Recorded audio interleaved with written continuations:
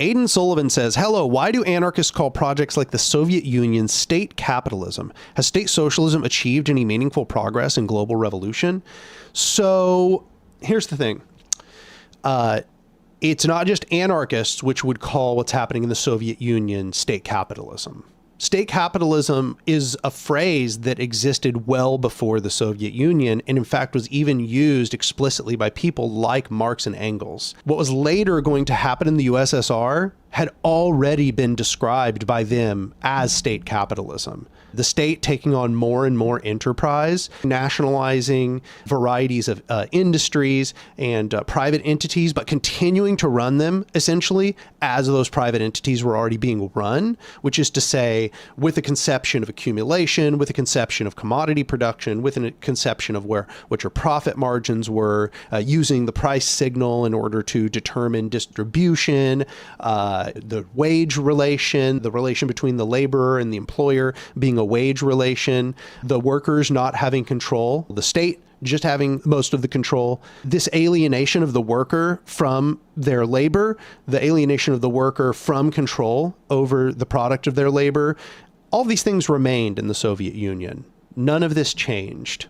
There were short periods where they did a little more direct distribution, and it was very short-lived, and still internally they were using capitalist accounting metrics and capitalist forms of labor management in the workplace, such as Taylorism, which literally originated in the United States as a mechanism to manage corporations. So what happened in the Soviet Union was state capitalism. I think state socialism has only occurred like 2 times. And the USSR is not in the list. The 2 times state socialism has ever taken place is Yugoslavia and Chile. And in Chile, it was extremely short-lived because they were couped by the United States. In Yugoslavia, it survived for as long as Tito. But the reason I call those places state socialism is because those were places where the workers were empowered in their workplaces, where they actually did have control over the means of production. They did, in fact, direct many of the capacities within the workplace and within the way that things were distributed in the broader economy. And those are the hallmarks of socialism. Worker control is the hallmark of socialism. Socialism is not just about progress. Social democracies can make progress, but that doesn't make them socialism. In my understanding of socialism, and I think very much in the traditional understanding of socialism was worker control of the means of production.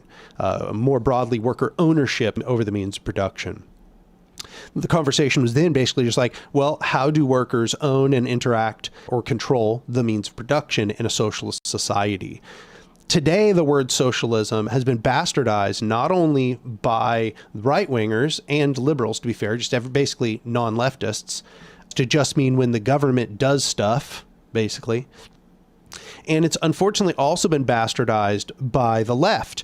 The term has become meaningless in authoritarian spaces. They conceptualize that the state owning things is the same as us owning things, right? If the bureaucrats own it and they say that they're on our side, that means we own it because they own it, but they do things in our interests. So like, that's the same, right? It's kind of the logic of rainbow capitalism. Oh, representation, like, oh, I'm being represented, oh, wow, there's queer drone pilots. That's so great. This is, in my mind, what's happening in state capitalism. And the USSR never transcended state capitalism into state socialism, in my opinion. So I hope that made sense.